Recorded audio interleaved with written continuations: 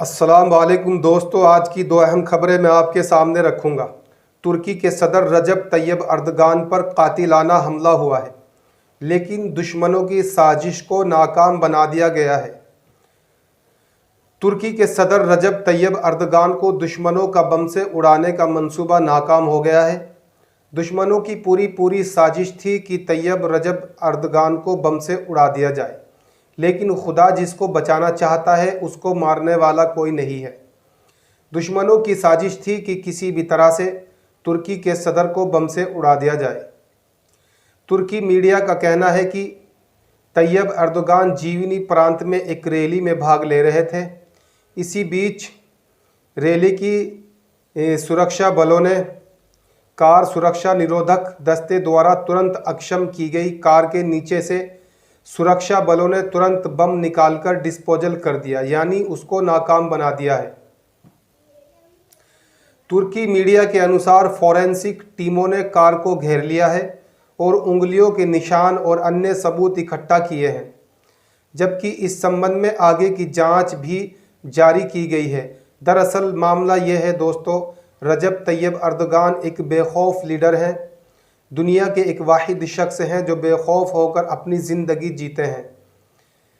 आज की जो ये खबर है बहुत ही तेज़ी से सोशल मीडिया पर वायरल हो रही है। चलिए अब दोस्तों हम दूसरी खबर का रुख कर लेते हैं। एक दूसरी खबर और मैं आपके सामने रखूंगा जो अफ़गानिस्तान से है। तालिबान को अमेरिका ने 22 देशों ने बड़ी धमकी देते हुए कहा, पूर्व सैनिक अफगानिस्तान के पूर्व सैनिकों को अगर निशाना बनाया तो अच्छा नहीं होगा। ये बड़ी धमकी है 22 देशों की, इसको आप ध्यान से सुने। यानी अमेरिका और सहयोगी राष्ट्रों ने तालिबान से कहा है कि वे पूर्व अफगानिस्तान सुरक्षा बलों को निशाना न बनाए। 22 देशों ने एक साथ इकट्ठा होकर बयान में कहा है कि तालिबान की इस्लामी सरकार पूर्व सरकार के कर्मचारियों और सुरक्षा बलों को निशाना न बनाने के अपने वादे पर कायम रहे। बयान में कहा गया है कि हम निरंकुश हत्याओं और लोगों के लापता होने की रिपोर्टों से बेहद चिंतित हैं। इससे पहले भी ह्यूमन राइट्स वॉच की एक रिपोर्ट में दावा किया गया था कि तालिबान शासन के दौरान अब तक 100 से अधिक पूर्व सुरक्षा कर्मियों की निरंकुश हत्याएं की जा चुकी हैं। तालिबान ने 4 महीने पहले ही अफगानिस्तान पर अपना कब्जा जमाया है।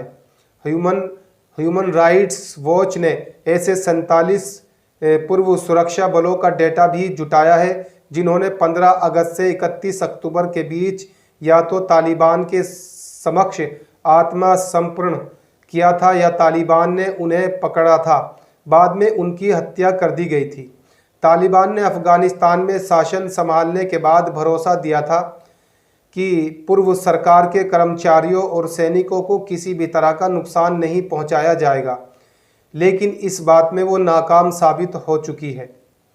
दोस्तों ये खबर कैसी लगी कमेंट में ज़रूर बता देना। अब हम चलते हैं, जाने की इजाज़त दीजिए।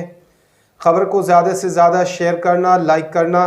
अगर आप चैनल पर हमारे नए हैं तो हमारे चैनल को ज़रूर सब्सक्राइब कर लें ताकि आने वाली सच्ची और बेबाक खबरें आपको इसी तरह से मिलती रहें। अस्सलाम वालेकुम।